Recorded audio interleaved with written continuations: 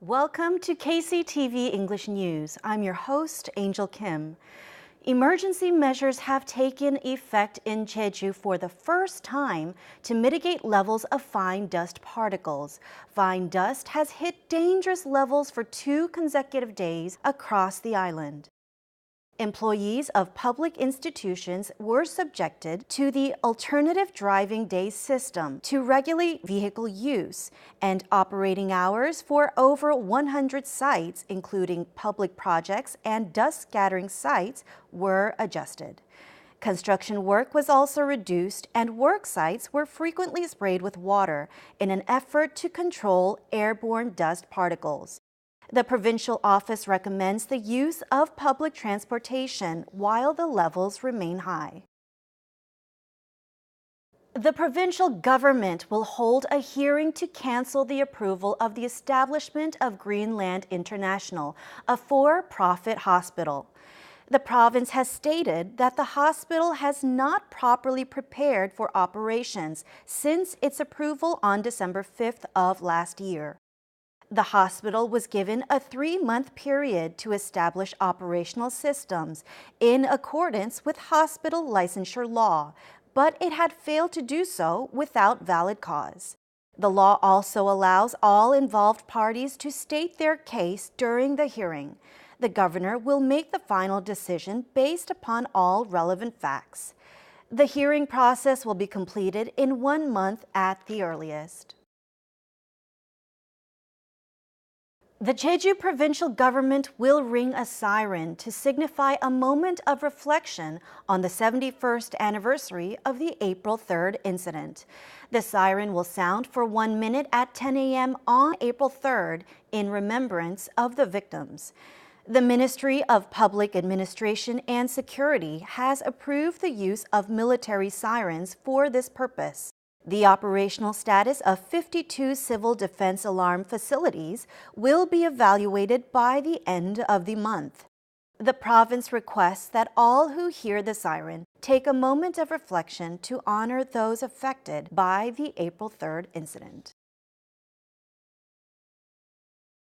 Public institutions relocated to Jeju records the lowest rate of employing local personnel. According to the Ministry of Land, Infrastructure and Transport, the nationwide rate of hiring local personnel at public institutions was 23.4% last year. The research shows that public institutions that have relocated to Jeju hired only 19.5%, the lowest rate in Korea. Busan records the highest number of local personnel at 32.1%, Gangwon second at 29.1%, and Daegu in third place at 27.7%. The Jeju self-governing province has made plans to install more CCTV security cameras in an effort to reinforce public safety. A total of 320 new CCTVs will be installed at 72 different sites with blind spots that include areas prone to crime or accidents, as well as zones dedicated to female safety. The government will spend 1.8 billion won to fund the project. The provincial government will undergo field inspections to finalize the exact locations and announce them by the end of the month. The Provincial Council has passed the motion for mayoral election. Discussion on reforming the administration system is expected to move forward.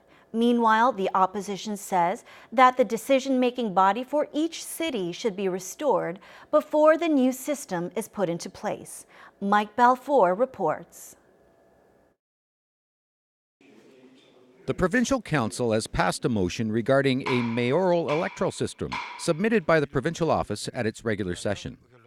The motion is about to change from the current appointment system to elections for the 2 mayors in Jeju.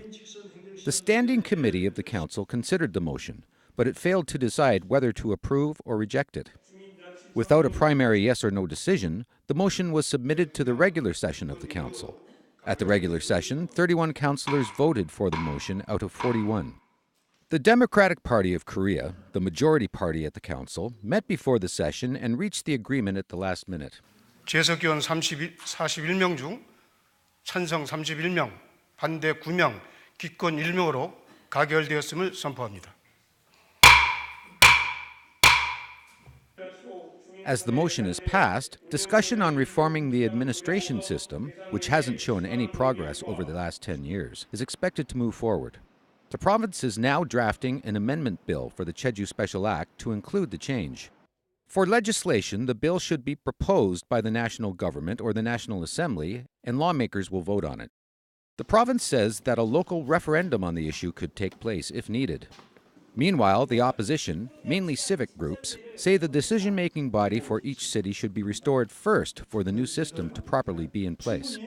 The provincial council has given a green light for mayoral elections after a decade of deliberation.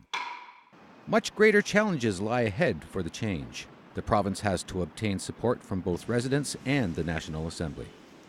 Mike Balfour, KCTV.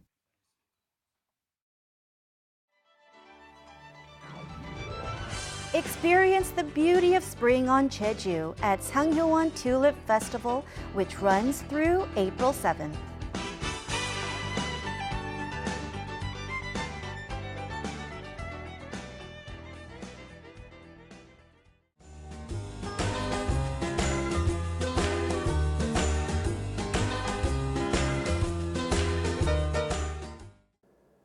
Rain is in the forecast Wednesday morning, with 5 to 20 millimeters of rainfall expected.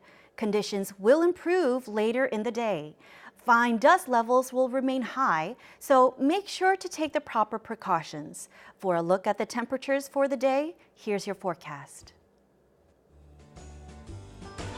In Jeju City, a low of 10 degrees and a high of 12 degrees.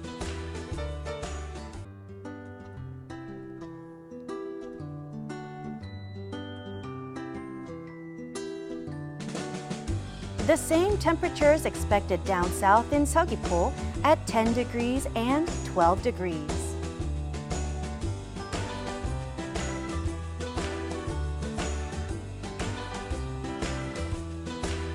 In Seongsan, expect a low of 9 and a high of 12 degrees.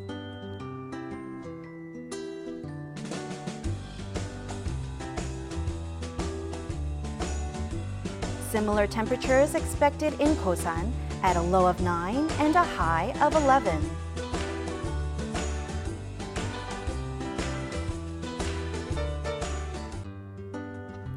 Up on the mountain at Songpanak, expect low of 4 degrees and a high of 7 degrees.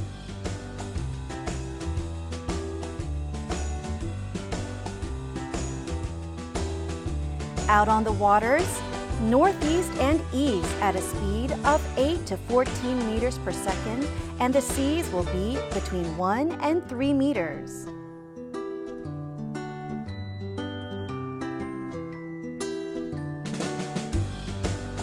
And here's what's coming up.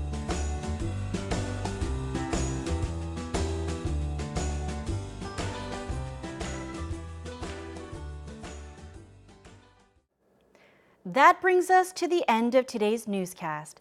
Thank you for joining me, and until next time, you can find us on YouTube at KCTV E News Jeju. See you next time.